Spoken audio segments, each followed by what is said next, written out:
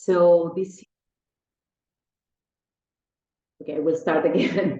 Welcome everyone to this new IDF Advocacy Academy session. So we're going to talk today about a topic that a lot of you have been asking us about, which is fundraising for activities and for projects that you implement in your country. We do not have a lot of people online today, but yeah, that's fine. We're going to have a good discussion with all of you, and obviously this session is going to be recorded for everyone who couldn't join live today. So I'm Beatriz Jimenez, and I'm the IDF Advocacy Manager, and I'm here with my other two colleagues from the Advocacy Department.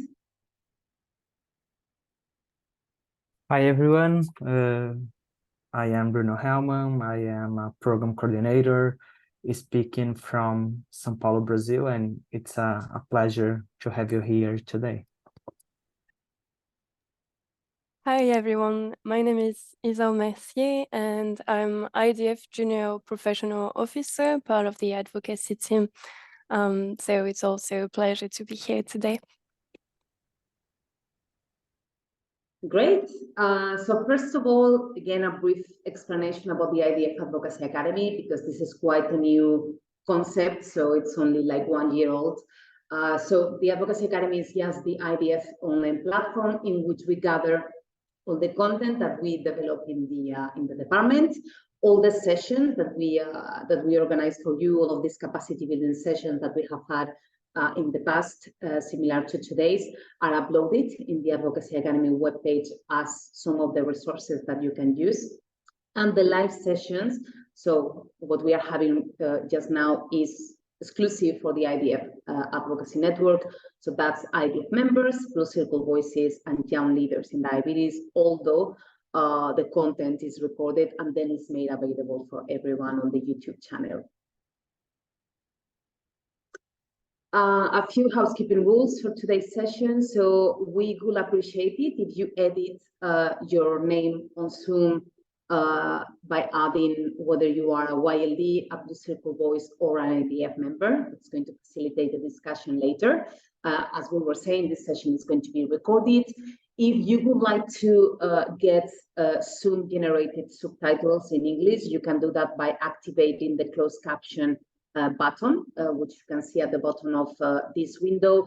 Please note that these subtitles are generated automatically, so they are not 100% accurate. Please use the chat if you have any questions. So the three of us, Bruno, Isor, and I, are going to be presenting some content today together with a speaker that we're going to be introducing later. So you can, throughout the session, leave your questions in the chat. And when we start the Q&A, we will ask you to raise your hand to read them out loud if we have the time. To all the people who have registered to this session, we will be sending the recording, the slides, and a feedback questionnaire in a few days. And also, for those of you who are live here today, you will be receiving an attendance certificate if you respond to the feedback questionnaire, and you should be receiving them by November 17th. And today we're testing a new system to try to make these sessions more interactive. It's Kahoot, and I think Bruno is going to explain to you how you can join the platform.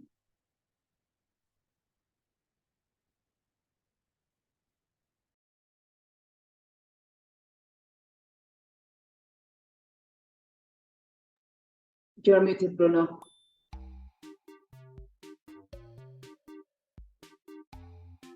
Thank you, Beth. So the idea here is to make this session as interactive as possible. So we are going to be using this platform called Kahoot. You can join by typing either on your laptop or phone browsers kahoot.it and type the game pin, or scan the QR code. And we hope that this will make this session and the next Advocacy Academy sessions interactive and also a fun way to learn. So we would appreciate if you could join.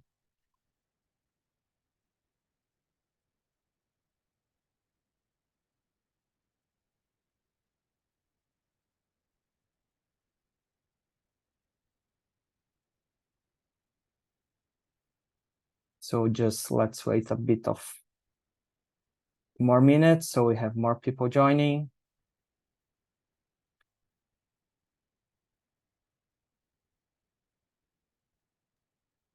Okay, I see we have some 18 participants, apart from the 4 speakers that we are here today. So yes, not many people have yet joined Kahoot. Please, guys, just try to scan the code so everyone can participate, and that's going to make the session more interactive. And in case you are using your laptop or computer and cannot scan the QR code, you can type kahoot.it and type this number.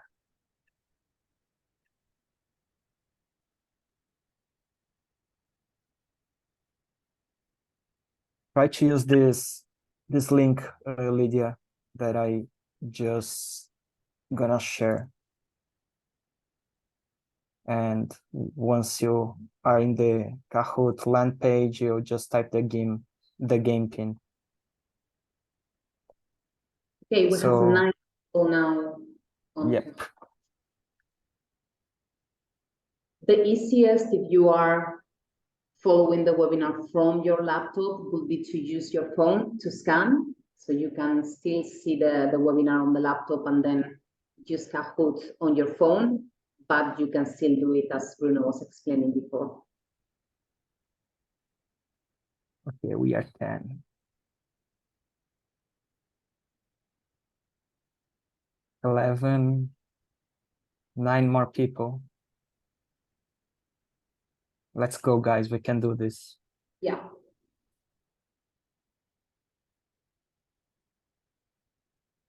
And if you click on the link that Bruno shared, you will need to enter the game pin. Okay, Lydia, we see that you are online now. Okay. We are 12. This Yes. is the last chance. In 10 people, well, not 10, 9, but yeah. Okay. Okay, another person joined. So we are missing 5 people. I think we can start there and then. Yes, and then Okay. we will see whether. Okay. And just before we start with the questions, just a reminder, please don't close the app or the browser that you are using. So just switch back or go back to the Zoom app once we are done with the first couple of questions. So let's start.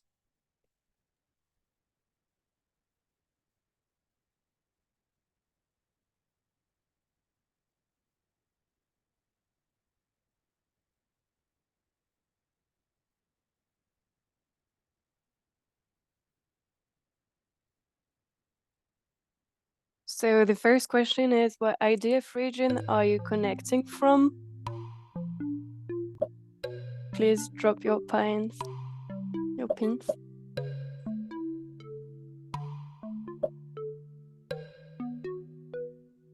So we just recall everyone, we have 7 regions, IDF, that's Africa, Europe, Middle East and North of Africa, North America and the Caribbean, South and Central America, Southeast Asia, and Western Pacific. And I think that I said the 7 of them. So let's see from how many regions people are joining today. So at least from the speakers, Isa and I are joining from Europe. Bruno is joining from South America. And then our next speaker, Jazz, is joining from Southeast Asia.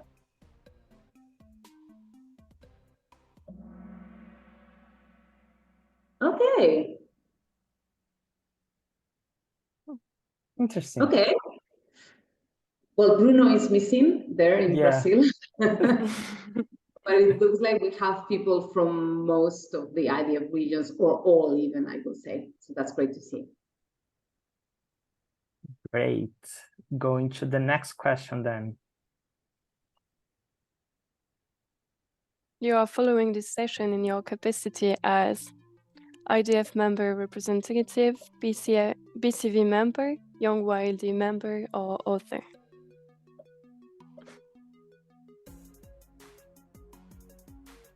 Okay, we saw already on the names that were registering some young leaders and some Blue Circle voices who have been already introducing themselves as such, but let's see if we have any IDF member or someone who is representing other group.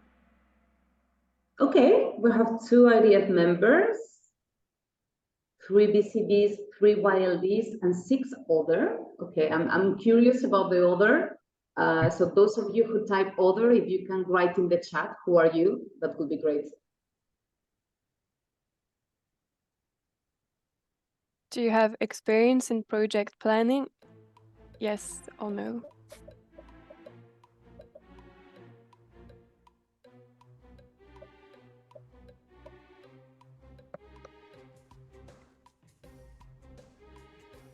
Okay, so I'm seeing from the previous questions of someone who responded other is Aude Lemoine from Servier, which is one of the IDF partners.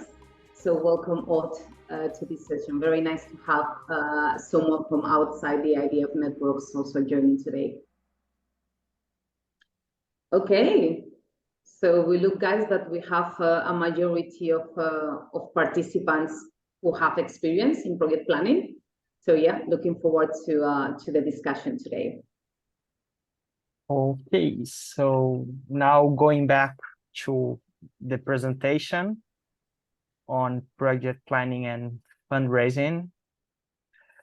So the steps to plan a project and fundraising. So just a recap, these have been extracted from a couple of the IDF resources that we have been developing in the past couple of the years.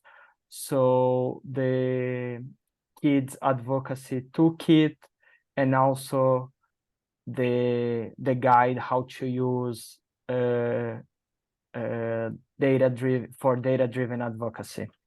So the first point or the first step would be to select a topic that you like and you are interested in, set a goal and objectives, understanding the fundraising needs, define your activities, so plan your fundraising strategy, prepare a timeline, so plan when within that time frame you need to develop your fundraising, assess the risk, so consider a plan B if fundraising fails, implementation and monitoring and evaluating. And just a reminder that planning is not always a straight path, a straight line. So we just asked about who had experience on project planning. We see that 50% almost have experience and the other 50 are starting, but the great news that if you are starting, I would say that you are on the right place. So coming to fundraising, money of course helps, but some projects can be developed with little or no funds. Resource can come in different ways, so donations of goods or space, volunteer time, etc. Your activities should be adapted to the budget and not the other way around. So usually people first think about the activities that they want, and then they think about the budget.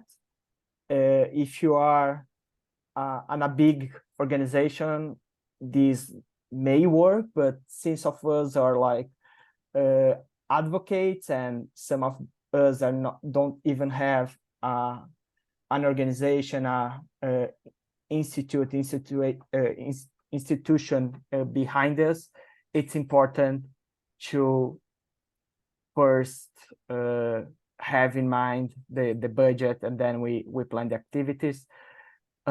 with that in mind, of course, we need to be ambitious, but also we need to be realistic. And I always say is that money attracts money. So as soon as you get your first funder, it's just a matter of time in order to receive interest of other partners. So some ideas for low or no budget project activities. So support already existing projects as volunteers. You don't need to necessarily reinvent the wheel. You can just make it better. Education and awareness online sessions. You don't need much resources for that. Education on and gathering in public spaces, so parks, community centers, religious centers, schools, social media campaigns on awareness, education, advocacy initiatives, so meetings with policymakers or having call to actions, and many more. So we trust on your creativity, and always remember to report back to the IDF team, to the advocacy team, because we love getting to know about the amazing initiatives that you are developing and also helping on promotion on that. So now passing to our keynote speaker, who I will let her to introduce herself. Jess. Thank you so much, Bruno. And namaste, everyone. My name is Jazz Sethi. I am from India, and I run an organization called the Diabetes Foundation. I am a YLD mentor, so I was part of the YLD network from 2019 to 2022. And I'm very happy to be here today talking a little bit about fundraising, because as the director of this organization in India, I've had to do a lot of fundraising for all the activities and projects that we do. So I really hope that I'm able to give you a few tips and tricks that can help you with your fundraising journey. And we'll take questions at the end, but let's get into it. Can I have the next slide, please? So let's get into a poll before we actually begin.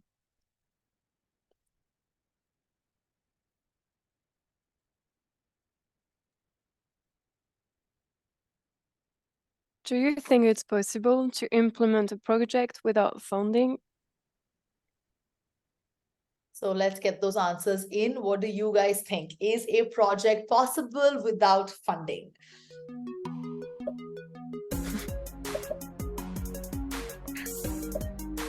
Well, I guess we all know what Kim will say. I think she needs the money for her project, but for this project, what do you think?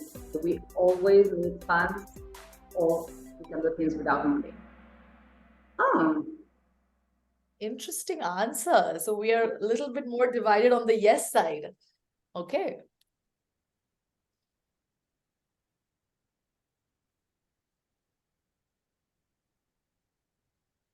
All right, so it's interesting to see that actually that most of you think that you do require some amount of funds. And see, funding doesn't always mean a huge amount of money. Funding can also be a small project-wise funding.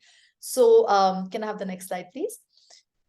So let's understand, right? Fundraising, I'll be very honest, it's very crucial for not only some of your projects, but what I would say, why fundraising is so important, it is actually to sustain projects.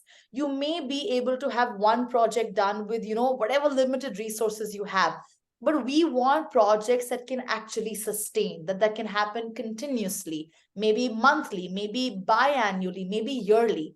And for that, we do require fundraising. Can I not see? Okay. Yes. So I think it's very important to have a fundraising goal. As Bruno mentioned, right? Having a budget is so important because that helps you understand your activities better. And so one of the things is to have a budget that you can sort of lean on to.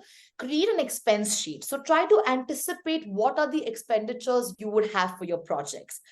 Be ambitious right in the beginning. You know what we call the CAF-FIP method. So the CAF basically stands for consider all factors.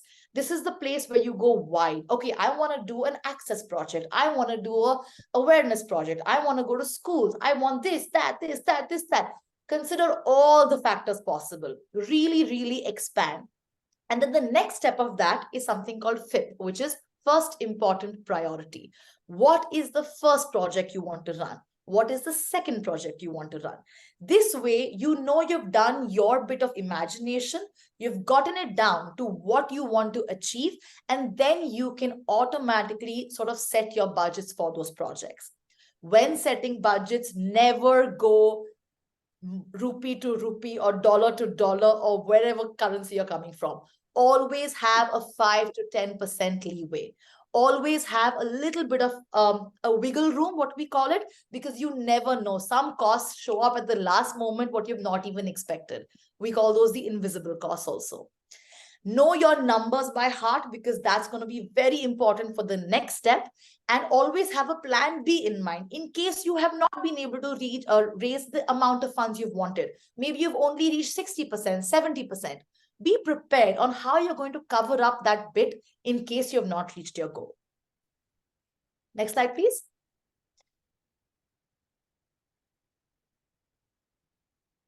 All right, now this is what we call donor acquisition. Okay, so donor acquisition is the most important step of fundraising, because this gives you your entire potential list of donors. Over here, guys, I'll be very honest, the only thing that works is research and reaching out. Both the R's, if you have to remember it, R, research and reach out. When you do your research, I think most of the times, whenever I've spoken to diabetes advocates, we are so accustomed to thinking diabetes means medical and medical means pharma. We need to move out of this sort of structure of our thought. I'll be honest with you, diabetes is 5 years old. I've never had a pharma donor, all right? Because we live with diabetes, most of us live with diabetes, most of us work in the diabetes space. So we are very accustomed to thinking that only pharma can actually help us. When you're doing your research, try to go as wide and creative. Try to find every single possibility of a connection with diabetes. What are the connections with diabetes? Food, fitness, wellness. You've got children, you've got adults, you've got mental health, you've got companies, you've got corporates. Diabetes now is actually connected to every single industry. So depending on the project, you can find your connection. And when you start going beyond that one funder, one pharma kind of a bracket, you'll actually realize that you can reach out to multiple people. When you make your list, okay, I think that I can reach out to a restaurant, I can reach out to a sugar-free brand, I can reach out to a wellness brand, I can reach out to a gym, I can reach out to a fitness instructor, I can reach out to an actor, I can reach out to a school. Once you make that list, draft that email, that first email, which should not be very long, it should be to the point, and start sending out those emails.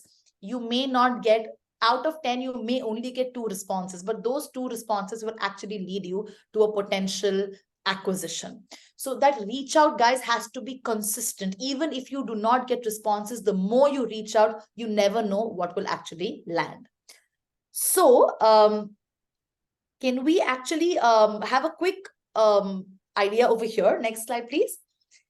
With what I've told you about this, reaching out to different kinds of industries, I would like to ask a question to all of you. If you're doing a diabetes project for a school, what are the particular kinds of funders you can reach out to? And go super creative, go super wild, there's no right or wrong answer over here. But let's think, school project, diabetes. Try to find all the connections possible. And if you can unmute yourself, you can raise your hand, and we will unmute you and you can share your answer. Lovely. Michael has raised their hand. So can we please unmute Michael? This one's obvious, right, Beatrice? Lions Club and other service organizations. Absolutely. Fabulous. So that is a great sort of an interaction of the two that you've gotten. Other ideas, guys, about school, diabetes, what other industry can we reach out to? Did somebody else raise their hand? If you can't, if you don't want to speak it out, why don't you can even type it out in the chat box, and we can see that.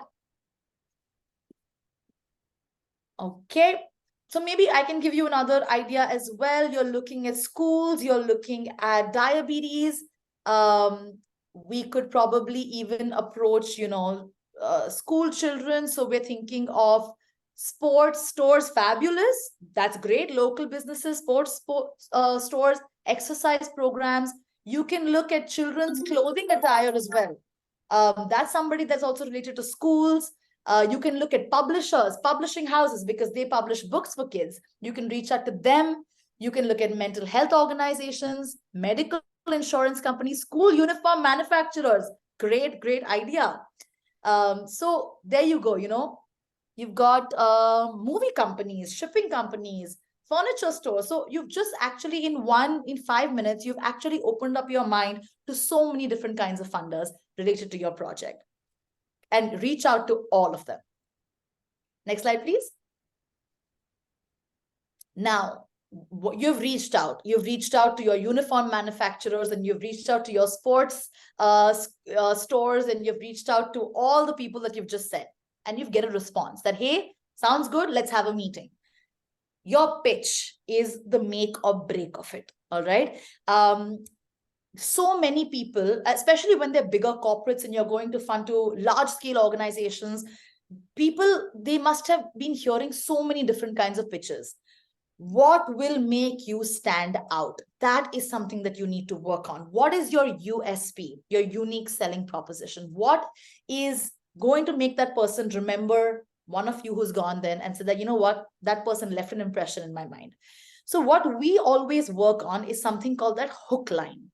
What is that first line that you say that will make that person stop? Most of the times, you know, these people that are corporates or big organizations, they're busy with 100 different things. They may be not even paying too much attention to you. But what is that one hook line that's going to grab their attention?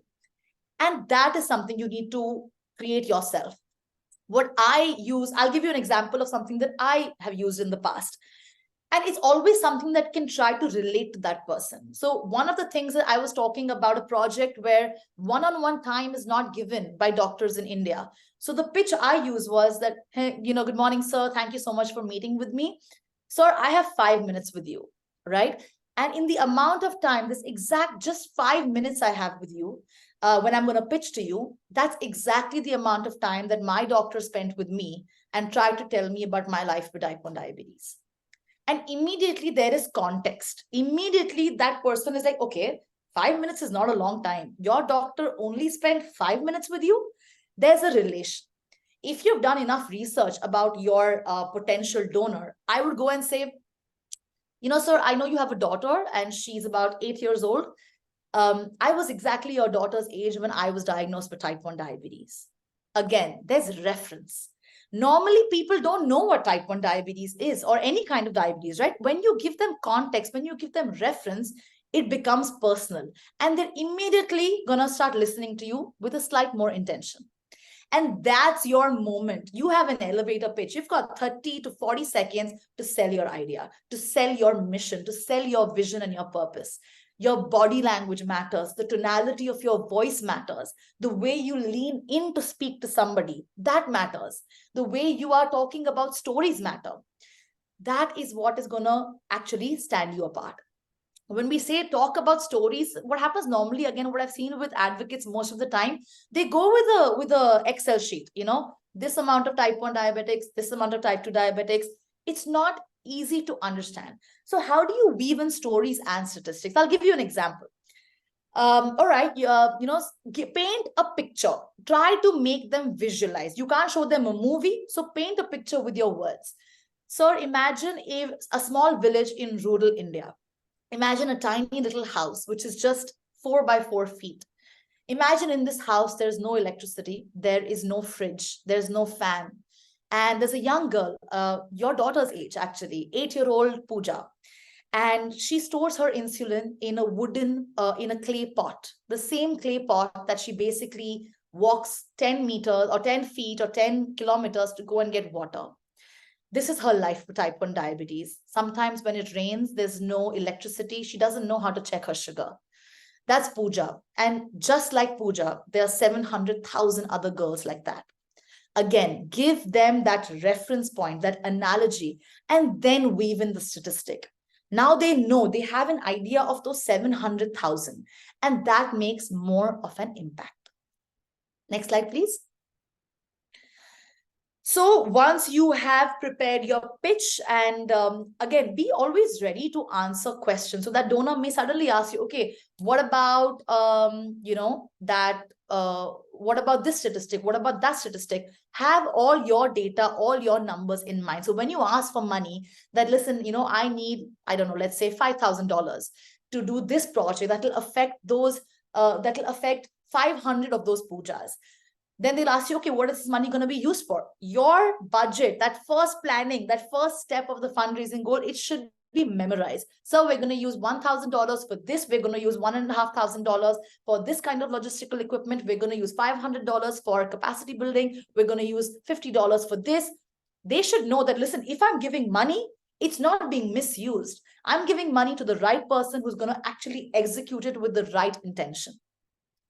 Once you've secured the funds, which I'm sure you all will, then comes the point of sustainability, what we call donor retention.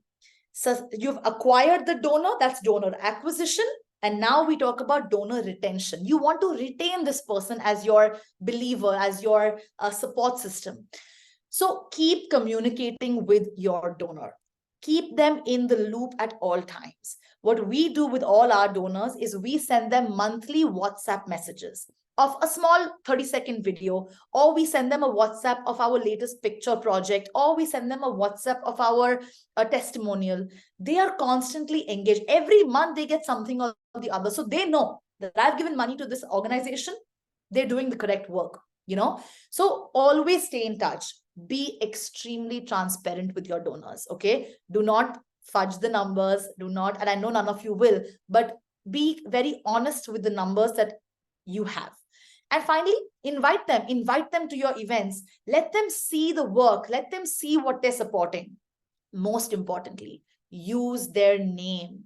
So if I have to start a center with one of my funders, let's say there's a company called, I don't know, XYZ, I will call it the Diabetes Center for Excellence, powered by XYZ. Give them the recognition that they deserve. They will give you more money then. Trust me, I'm speaking out of experience. So keep them connected, invite them, and most importantly, make them feel important. Next slide, please.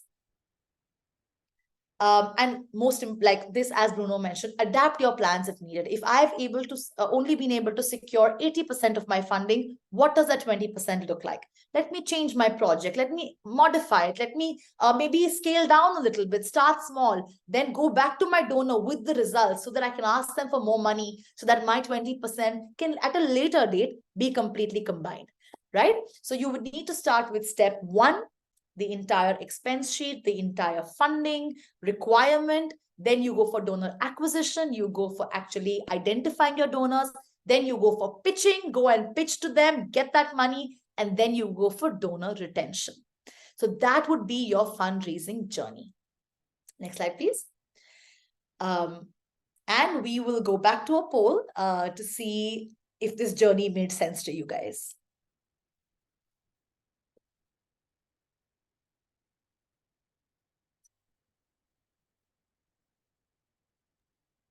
All right.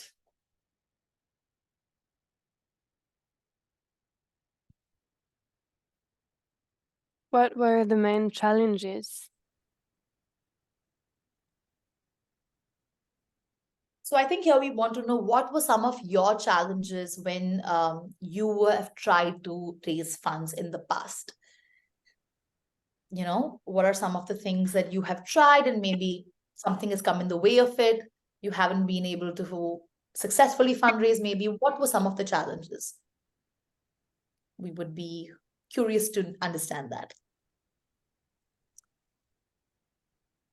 You need to type in your answer. It could be a 1-word answer. It could be a 2-3-word answer, whatever was your main challenge when you were fundraising. You've got 20 more seconds, guys. Lovely. We've got 4 or 5 answers till now. I feel like I'm on a game show right now. It's with the music.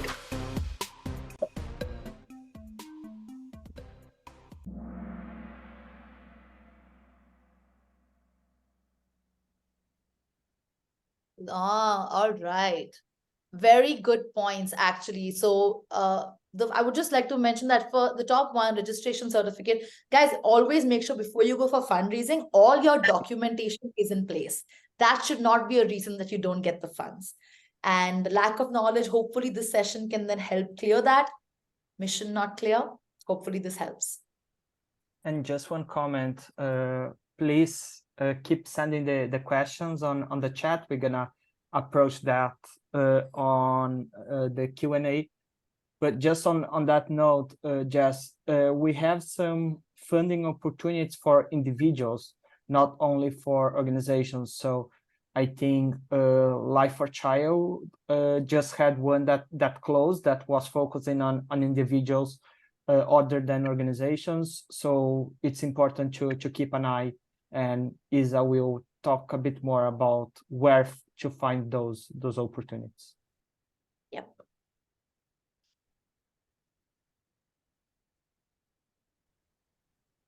But in the right order, what you think? Wait. Sorry.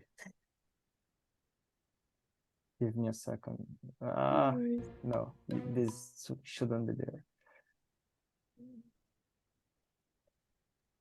So as you can see, it's also the first time that we are using Kahoot, so it's new for everyone. So over to you, Jess. All right. Is the music still on? Or can I? I'll turn it off. Okay. All right. So what are some of the different ways that you can raise funds? Of course, one is going to the traditional way, what we call that is pitching to donors. There are, of course, many other ways.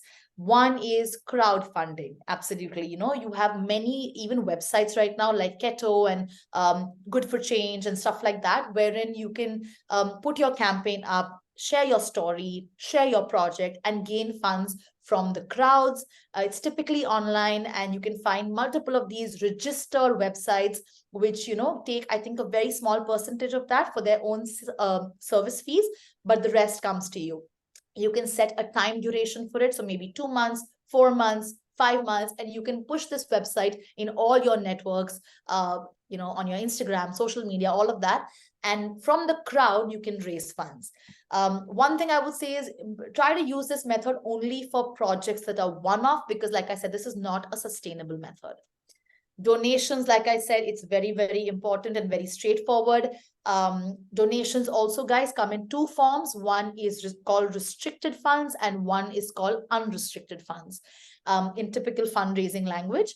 So restricted funds are things like CSR or service-based projects, wherein you can't use those funds for anything. You have to use those funds only for that project. Unrestricted funds are funds that you get that you can use with your discretion. But donations, of course, happen through multiple different donors. They could be a corporate, they could be an individual, they could be a HNI, which is a high net worth individual. It could be a family, it could be a trust, it could be another foundation. You can reach out to all these different types of people and stakeholders for your fundraising. Sponsorship, again, what we call strategic partnerships, wherein basically you receive an amount of money, having to offer something in return. This return could be putting their name up, putting their posters up, having a volunteer from them. It could be sort of having their products. But sponsorships are great for things like events and for projects like that, wherein they can be a big part of that event as well. You can organize fundraising events wherein people maybe pay price for a ticket, and those sort of donations are collected. Or you could have a fundraising event where there's a live performance and there could be an auction after that where you bid and you actually use that money where you donate. So events multiple forms could be there. Ticketed events, you could pay for the tickets, you could do auctioning, you could just do a silent auction at the end, or you can just give your donation at the end as well. And finally, product sales, where the revenue becomes what you use for your projects. This could be selling merchandise, it could be selling diabetes related things, could be selling a service, but where you take money for that and then put it into your organization or your individual project. If you run an organization, just make sure that you check with your local legal counsel whether you have tick marked all the requirements. Next slide, please. Funding does not always have to be monetary, right? It doesn't always have to be cash. It can also be in-kind donations. I can give you medical supplies. I can give you furniture. I can give you resources for your project. I can give you travel options. So think of a project where, okay, maybe you don't get the money. What are the other things you can get? In kind normally means a tangible thing. It could also mean time, that I give you my time. I give you volunteers. So that is the way you can also go about.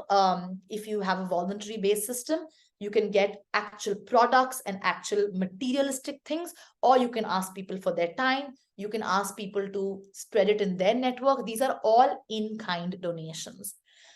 Strike deal with vendors. So again, when we're talking about the sponsorship bit, if you're not even getting money, what you can do is get partners. So if I'm having an event and I get a cafe, then I could strike a deal with that cafe saying, listen, because of my event, there will be about 40 people coming. So you get a good footfall, you get more marketing, and you give us this space for free. That becomes your venue partner. Then I can have a deal with a sugar-free, bakery kind of a thing and say, listen, again, I'll get you 45 people for this event. You give me 45 cupcakes for free. And we ensure that you can come and talk about your product. You can come, give them a small time where they can come and talk, have their logo on your invite. Transport partner, media partner, same way. Find what is a win-win. Why would they want to give you their product for free? Why would they want to come and give you their time? What is in it for them? Is it their name? Is it visibility? Is it an announcement? Is it database? There's so many things you can offer in return with the right partners, and then your entire sort of event or project can be funded. Next slide, please. And finally, I'm going to just end with a little bit of do's and don'ts, which is sort of my mantra for fundraising. Next slide. So some of the do's, we've covered all of this, but this is like a cheat sheet, so to say, have a fundraising strategy. And this what normally means is targets. My fundraising strategy is always biannual. So I have 6 months and 6 months of fundraising, what we do. Be transparent, like I said, with your donors. Don't fudge anything. Give them the numbers, the balance sheets, the annual reports, the profit loss statements very, very clearly. Diversify income sources. Like we said, there's so many different types of funding: crowdfunding, in-kind funding, sponsorship, strategic partnerships. Try to explore them all depending on your project. Build and keep relationships. Donor retention is the most important. Make them feel valued. Make them feel like their money is making a difference somewhere. Oftentimes, donors don't have the time to go out and do these projects by themselves, but they still want to do good. So tap into that intention. Compliance with laws and regulations, most important. Like many of you actually said, your challenges were that. That's your number one. If you're an organization, for India, for example, I need an ATG certificate. I need a 12AA certificate. Depends on which country you are in. What does your law state? If it's personal, how are you going to show it? What does your law state? Be on the right side of the law. What we say, take it all in white, not in black money. Maintain an online presence. So keep talking about the good work that you are doing, because that will attract donors as well. Involve the community, involve other people living with diabetes, involve healthcare professionals, involve hospitals, get them together, rally them together to create these projects. And finally, like donor retention's most important thing is send thank you letters to your donors, to your partners, to your sponsors, make them feel valued. Next slide. And some of the don'ts, high administrative costs, the funding that you get, unless you are a very large organization, try not to keep that too much for capacity. Try to keep that more for the on-ground work. Avoid using guilt tactics and emotional manipulation because that may not always land. When does this actually work is when that person also has diabetes. Then you've already connected on a personal level.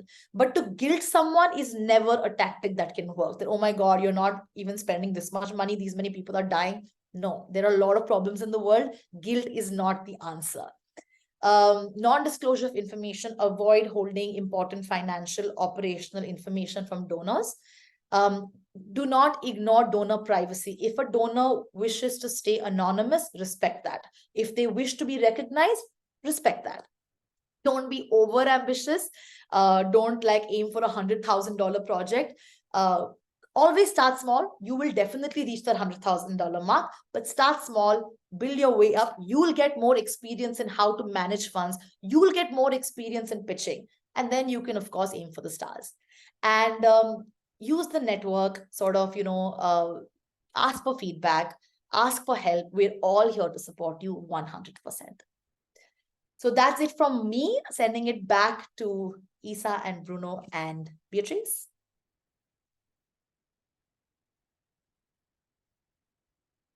Back to another poll.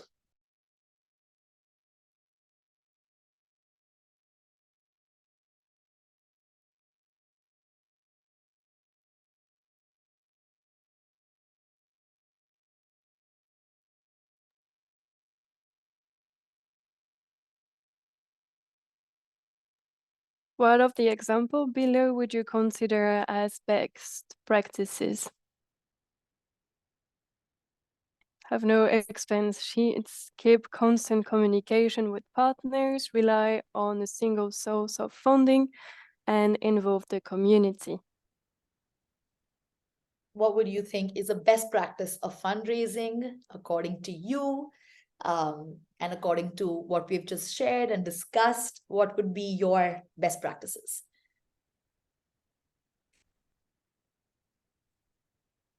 Hey, all of you are listening. Very good.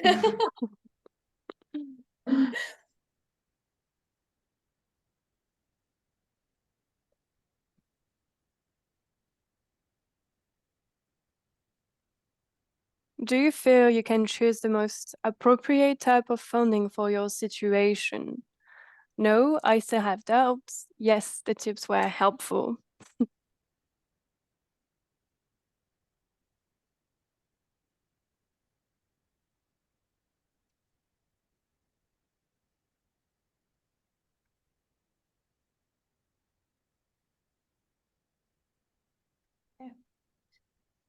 Okay, so please feel free to let us know if you still have questions. We're going to have a Q&A very soon, so we can address all of those. Great.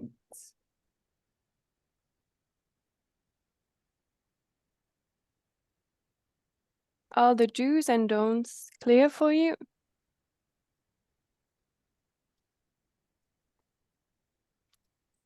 I love that animation of that baby. It's so cute.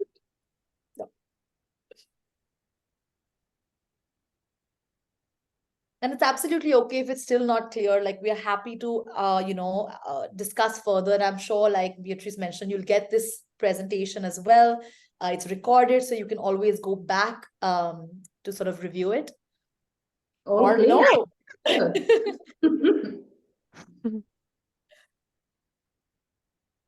Do you feel like you could now lead a fundraising campaign?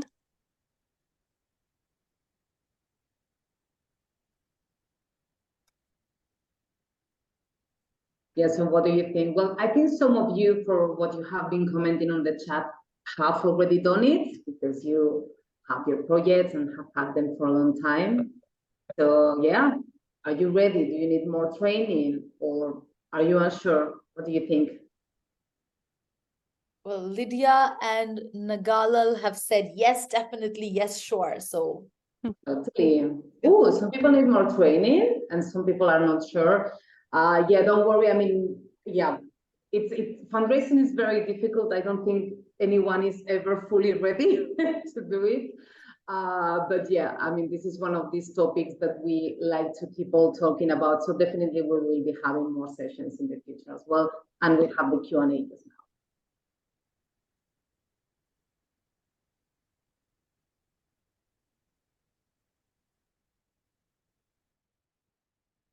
Okay, so my part here in this presentation is to show you key sources for funding opportunities.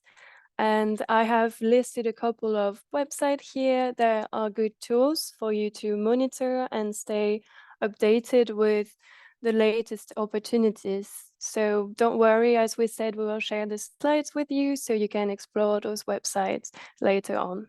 So the first category here is grants and scholarship websites. So you can see opportunities for youth opportunities and so on. Those websites offer different opportunities, especially for young people to secure money for a project or to study abroad through scholarship, fellowship, internship. It is good on those websites because you can search per region in the world, but also per type of opportunity. You can also use keywords such as health or diabetes to narrow your search. Then you need to check the eligibility criteria and respect the deadline to submit your application form.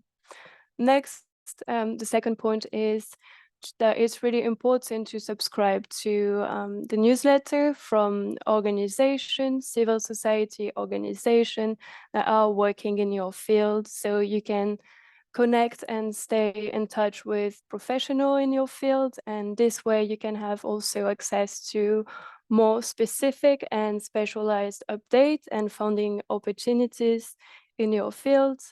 And then lastly, don't forget to read IDF bi-weekly update newsletter, which is published every 2 weeks. And that's where we share the funding opportunities that we carefully choose. And we always think, oh, yes, this could interest our networks. So I would recommend you to have a look. And yeah, that is really important to keep monitoring on regular basis, so you have more chances to find the tailored funding opportunities and program that you need. Thank you. Okay, so we went through the whole presentation, and as Isa was saying, please read the bi-weekly newsletter that we send to you. It takes a lot of time to put together all of these opportunities, but we also share some of the activities IDF is doing and some resources that could be very interesting for you, not only in fundraising, but also in some other of the activities that you will be doing. So I have been taking notes of a few questions, but before we start with that, Bruno, let's make everyone a panelist. Yeah, so I'm going to can open their webcam. We would like to see all of you as if we were on the same room if possible. If you feel comfortable, obviously.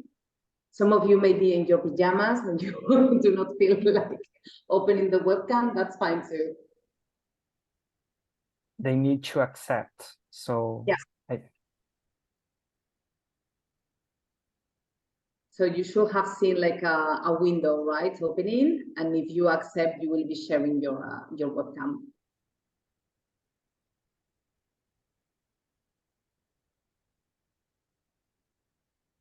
Okay, I see people appearing, but I do not see the webcams open. So I see Michael. Yes, Morda, I see you now. How are you? Fine, thank you. And you, how are you doing? Very good, very nice to see you. I see some other Blue Circle voices and young leaders as well. It's been a while. Yeah, it's been a very long while. Hi, Sally, how are you? I'm fine, thank you. Nice to see you. I see some other people also, but yeah, those are the two webcams that I see. So actually, Sally, you had a question regarding individual projects or creating an organization. Do you want to ask your question to Yas? Yes. The thing is, I belong to different organizations, and sometimes people actually ask me to run projects not affiliated to organizations. I know, we've got the laws and the bylaws and regulations to actually abide by. But can somebody run a project as an individual and actually approach the different organizations to run a project? Is it possible? Yeah, I think that's a really good question. And so I'll answer this in two parts, right?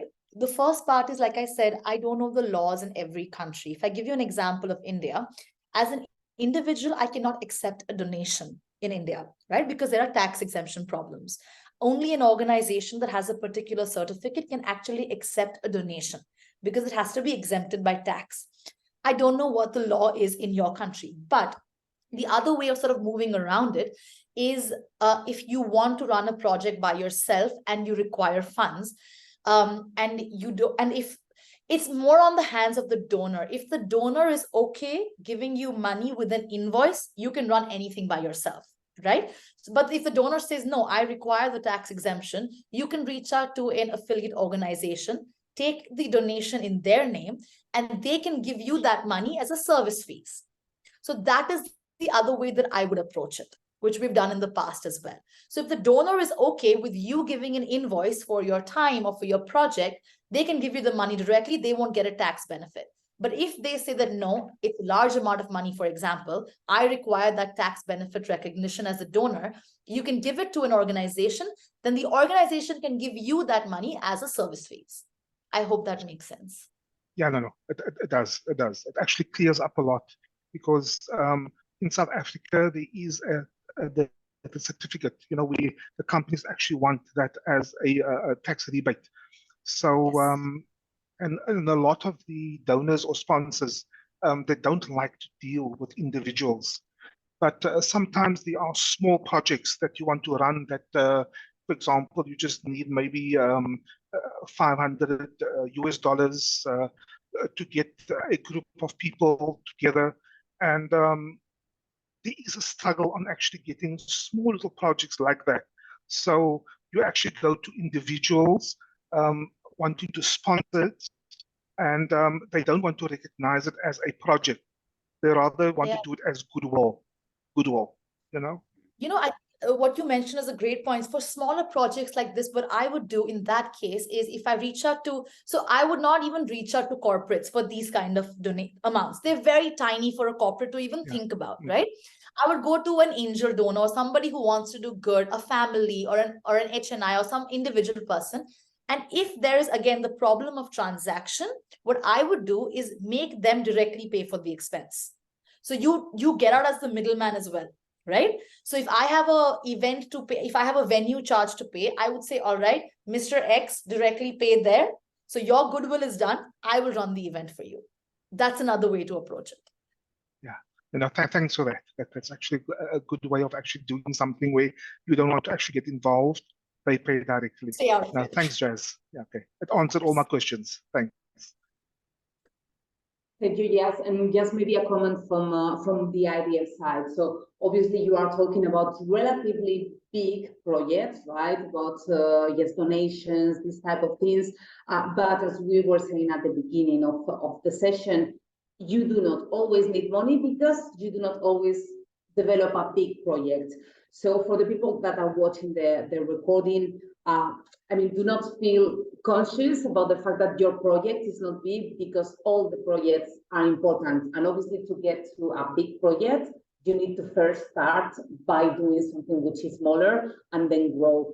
So our recommendation is not to get frustrated and also, to not to be over ambitious because that can lead easily to frustration. We have several people who have mentioned something just in the chat, that most of the projects are self-funded because it's very difficult to fundraise. So from your perspective, when you started your project, was it your case? What can you tell them?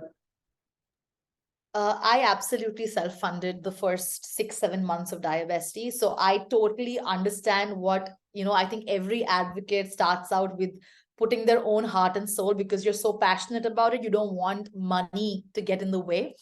I totally, I resonate, I empathize, I was there as well.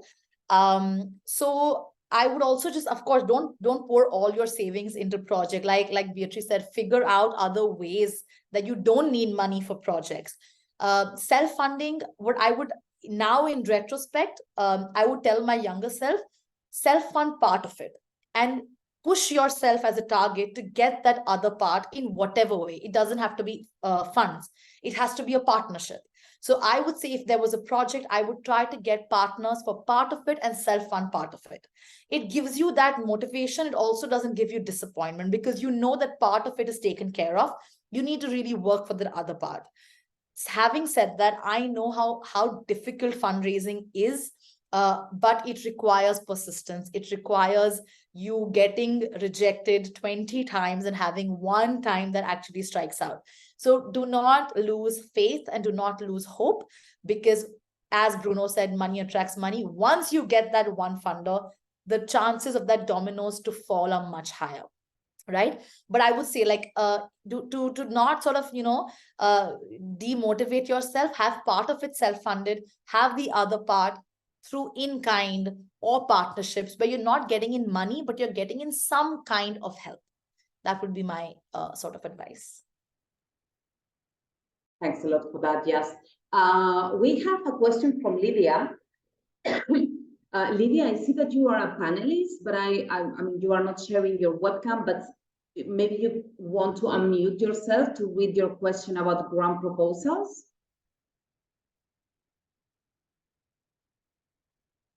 Okay, it looks like, yeah, Lydia is not able to unmute herself. So the question, from Lydia is, if it's absolutely necessary to write a grant proposal to get donations. Not at all. So grants are very different. So grant is one form of getting in money, and grants, I think, Isa and Beatrice would be better to help with what kind of a proposal you need to write for grants. It is a very specific format. It depends on the grant amount and the grant organization as well. For example, there was a Global Good Fund grant. For that, you required a video presentation. You required to have I believe letters of recommendation. There was also multiple questions on different things. So that's one way of getting in money. For example, to go and pitch to someone, you don't need to require to write a grant proposal. Maybe you need to write an email to your donor.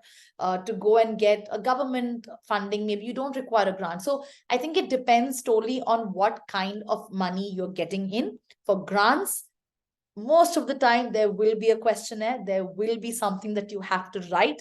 I think newer grants are now also focusing on things like video submissions, photo submissions, PDF submissions, interviews. So that, I would say, totally depends on the type of grant that you are applying for. Thanks, yes. And yeah, I mean, in our experience, it's kind of the same. We sometimes have to write grant proposals, but most of the time it works differently. It really depends on the person who is going to give you these funds. And we have another question from Amir. I don't think he is online anymore. At least he's not appearing as one of the panelists. So the question is whether we could have a business plan instead of a fundraising plan. And they are putting an example, whether we could be selling diabetes equipment and keeping the profits to run a project, and whether that would be possible. Before Jas responds, I see some issues, obviously, with selling equipment, medical equipment. Not everyone can do that. I mean, you are not just going to be able to purchase things and resell them, but maybe, yeah, you can sell other type of things. And yeah, just maybe you have some ideas, because we have explained some of this also during the slides. Absolutely. So I think you can, so again, I think it depends on what kind of an organization you are. Considering you are an we'll go both ways, right? So if you are an organization, it also depends on how you're registered. If you're registered as a not-for-profit or you're registered as a charity, there are different types of requirements for that. Whether you can sell merchandise, but you can't sell equipment. If you register as a for-profit, right? Then whatever you get, of course, as extra profit can be used in whatever way you want to run projects as well. But then you're not necessarily registered as a not-for-profit, which is also okay. At the end of the day, it depends on what you're doing with the money you're getting. For a for-profit, there'll also be things like GST and taxes and other kinds of taxes that would be liable. Have a look at it, but I don't see a problem in the system that if you are a for-profit company and you get an X amount of profit, to use that profit to then to use that money or that profit as expenses for a diabetes project. In my mind, I don't see a problem. Again, please check with whatever local laws you have, but in theory, that system seems okay. Thank you, Jess. And again, we're talking about relatively big projects, and we're talking about if you are an organization, again, someone who is an individual can decide to have a diabetes project, and you do not necessarily funds for that. So we are just like 3 weeks away from World Diabetes Day. So actually, well, you can just decide on, for example, having an awareness activity for World Diabetes Day. You can possibly, very possibly do that without any money, just with donations. So you will need, for example, to ask for permits to organize the session at a clinic or at a hospital or at a public space, and then you can speak with local vendors. So you can speak with a restaurant or with a cafe that will give you some food, so you can distribute that to people who are attending. You can also contact a clinic or a hospital to see if they can have some nurses or doctors running some screening for the people who attend. Think about these type of things. That's a very, very important activity. It's a very important project that many people could be organizing, and it just requires some organization skill. It doesn't really require that much funding, because you can probably do that between a few colleagues together. Even like just to add that, yeah, just to add on to that, if you want to have a community meetup, you know, you can go to a public park, you can make it into a potluck, make everyone get their own little meal, you know, share. So we should actually do maybe a session of so many projects that you can run with zero funding. You know, there are a lot. Now awareness drives also happen online. Connect to a school, go to a school and do an awareness drive. There's so many projects that can be done. One-on-one counseling can happen without any kind of money. Go digital, you know, all your resources could be digital. So there are many ideas if you do not have the funding. So never ever get demotivated if you don't get the money. But these are just some ways that you can help get funding if you're thinking of a project that requires it. Thank you, Jess. And we have someone with hands raised, Oye Telavi. So I think you can unmute yourself, yes? Yes, I did. Sorry, I can put on my camera right now. I'm not in a good place to turn on my camera. I apologize for that. But good afternoon or good morning, everyone. And thank you very much for this session. So my question is this. We have a family-based NGO here in Nigeria called Talabi Diabetes Center. And we've been self-funding for the last maybe 10, 15 years. You know, trying to run the center to help, you know, create awareness in diabetes. And so at the last maybe 2 years or thereabout, we're trying to now establish some type of fundraising initiative within the center. But we're very small, and so we're not very, very good at this, although we're getting better every year. And so one of the things we tried to do was maybe possibly get a third party to help, an outside third party to help, either like a professional or maybe even an organization, more than likely a professional individual. But the challenge is this: to do that is going to cost us money, obviously, right? And there's no guarantee that this individual can actually bring the funds in, right? So my question is, how do we maybe balance that? Because again, it's not something that we're very good at doing. We're not very, at least not yet. We're not able to, you know, get the funds. We've tried in many different ways, both locally and internationally as well. But as you well know, fundraising is not an easy task. It takes a bit of skill set as well, which we don't have, which you don't really have yet. So trying to get a third party from outside, and the costs involved in that. How does one balance that situation is what is primarily my question. Thank you. Thank you. Thank you for that question. It's actually a very simple answer. Most of the professional fundraisers, of course, a lot of them require a base pay, but you can talk to them and make it more of a commission based. A lot of fundraising professionals work on increment and commission. So what does that mean is that it gives them an incentive to also raise funds. So you say that under a certain amount of funds you raise, that person gets 2%. Above that, they get 5%. This is how it actually works, that a lot of professional fundraising in smaller organizations, they work on an incentive-based increment system of commission. So if you don't have the funds to give them a base pay as well for their sort of time and effort, you give them an incentive. So you say maybe instead of 2%, you give them 3%. So for example, I'm giving a very basic example that if they raise $100, they get $2 out of it and you get the rest $98. That gives them an incentive to actually raise more funds for you.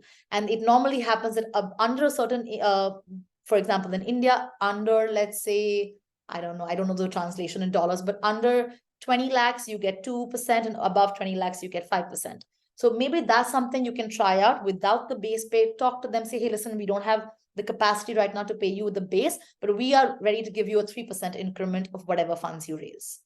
I hope you can try. So are you saying in general, most of these third-party professionals work mainly on incentive? It's not like we have to pay them some monthly fee, or is it generally based on whatever they bring in? Is that how it works usually? A lot of fundraisers work on that model. A lot will require a minimum base pay. So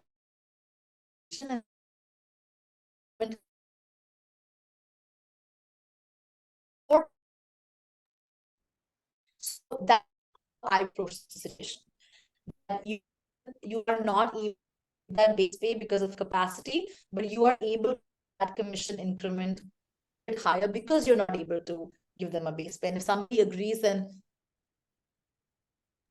So I think Jess is having some connectivity issues. So just adding on what she was saying, I think it's also up to you to try to negotiate a rate that would make sense. Maybe you can try to get rid of the minimum amount with a higher percentage. Is again, it's a risk. It's again up to your own strategy. But just to add something different on what she was saying, is that a lot of the big consultancy companies, they offer pro bono work.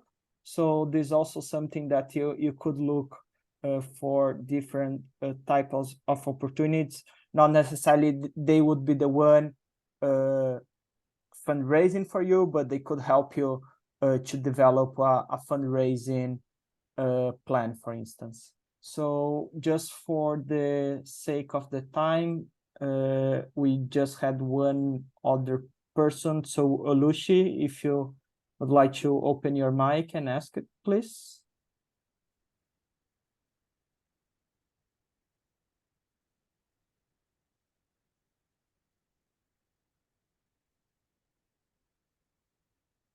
I'm not sure if Uluzi can unmute themselves, and yeah, she hasn't written really the question.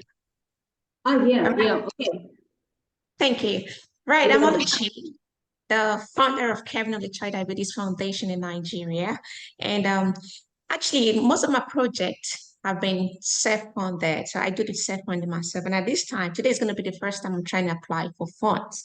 And I'm at a point where they are asking for, proof or financial statement, which basically most of the funds come directly from my personal account into my organization's account. So I'm just trying to think, how do I navigate this process or try to explain to them that these funds, my organization is being self-funded at the moment, and no international or say corporate organization back in the country supporting the foundation. How do I navigate this point? Yeah, I know Jazz has already spoken of self-funding. Yeah, thank you. So is the question how, so if I understand correctly, the funds that you're getting are coming into your account that go for your foundation, but the donors are asking for proof of financial certification. Is that the question? Yeah, not proof of certification, because I have that, but financial statement for the organization, because basically most of the funding comes directly from me, that it's been self-funded. So I self-fund directly from my personal account and transfer into the organization's account. So how, I'm just trying to think, how can I work it out? Yeah. I'm really not sure what the laws and the sort of thing is in Nigeria. But you want to understand how, so who has a problem? Who is asking for what? Like, is the government asking for, or are the donors asking for the financial statement? The donor. The donor is asking for the financial statement. All right. So is there a way that you could probably explain to them that it has been self-funded till now, and now we're expanding, which is why there is no proof of financial statement? If you maybe explain the situation, have you tried that in the past? Has that worked? No, this is going to be my first time. Okay, I would recommend just trying that tell them that I'm an advocate, I'm very passionate about this cause, and because of my passion, I have been doing the self-funding for it till now, but I really want to scale up. I want to be able to sustain this, which is why self-funding is not the way forward, and that's why I'm reaching out. So there might be a little problem with the financial sort of documentation, but explain them the situation. I think it's an honest sort of a problem, and I think that most donors will be able to see that. So I would recommend just trying with just explaining the situation as it is. All right, thank you so much. Can I offer a little bit of advice for Oluchi? Because we had a similar problem in our organization as well. Because usually, because like I said, we were self-funded for many, many years, and we ran into this problem some years back when we were trying to fundraise. But the truth of the matter, Oluchi, is most organizations that want to give you money, they need to see a paper trail and want to ensure that you're not using that money for yourself. So unfortunately, you have to, sort of have an accounting system where you can show that, okay, I'm paying for, the things I'm doing for my account, but this is where the money, this is how I'm using the money. There has to be some type of audit or some type of financial recording that you have that you can show donors, whether local or international, that, hey, even though I'm supporting it, there's a difference between my funds and the funds that's being used by my NGO or by my organization. It takes a little bit of work, depending on how small you are. You might need to hire maybe an accountant, maybe with small, junior accountant to help you keep your books straight, because they will need to see these things. And even after you get the fund, you still need to keep the accounting records as well. So ultimately, you need to have some type of accounting system anyways. I know it might be a bit daunting for a small person like we faced a few years back. But once you start it, it becomes much easier. But you need to do it, unfortunately. Otherwise, you probably get rejected by a lot of donors that you reach out to. All right, thank you so much. Okay, so we're running out of time. Actually, we are 5 minutes already over time. I think there is a lot of content still to explore on this topic, especially. So first, initially, we wanted to approach this more as an anyone can fundraise session, but we are seeing that many of you have your own organizations, and also there is all of these administrative things that have to be done when you have an organization, and it's adding some extra complexity. So I'm thinking that maybe next year, Bruno and Isor, we need to explore having the second part of this session. Just some closing remarks from our side, but I think we still have a couple of polls to do before we wrap up. Yeah, we just have one, and I would say it's a really important one, because we want to hear the community and understand what you want to learn next. So if you could go and jump to Kahoot and answer which topic you'd like IDF to cover at the Future Advocacy Academy capacity building sessions. Yes, please, it's very important for us to get feedback on the topics you're interested in. And for example, now we see that we will need to speak more about fundraising in the future. We can tell you that we are already planning a session for December, so before the end of 2023, on how to improve communications. This is especially important for our young leaders who are starting their advocacy career, let's say. But yeah, I mean, it's always good to get some tips to improve written and oral communication. So we will be focusing on that topic in the next session. Tino is asking whether in the feedback survey we're also asking about the topics. I think we are.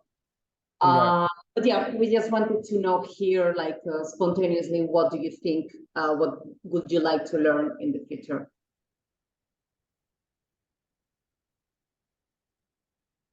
Okay. And I don't know why we cannot see the answer, but we will share. Sorry about that. So for the closing remarks, over to you, Bea. Okay, good. Yes, I'm seeing some topics people are mentioning in the chat. So designing an advocacy project, that's a very good point, and we will be touching on that next year. Social media, we're also thinking about that topic for beginning of 2024. So yeah, definitely we will be talking about these things that you are mentioning. So some closing remarks, as we were saying, this was recorded, this session, so we will be sharing the link to the recording, the slides, and the feedback questionnaire in a few days with you via email. We kindly ask you to please respond to the feedback questionnaire. So for us, it's very difficult to know the impact of these sessions unless people tell us whether it has been helpful or not. So yeah, it's very important that you actually respond to that feedback questionnaire. And if you have any questions, and I think we have a couple of them who we didn't have the time to respond, please send them to advocacy@idf.org, and we will respond, or we will submit yes, so he can send you some feedback as well. So I think that's all from our side. So yeah, thank you very much for being here today and for the extra 10 minutes that you are giving us. We were supposed to finish 10 minutes ago. It was a pleasure to see so many people that we already knew, and also to see some new faces here. So yeah, thank you very much for this, and we're looking forward to see you in future sessions. Thank you very much also, Yas, for sharing your expertise with us.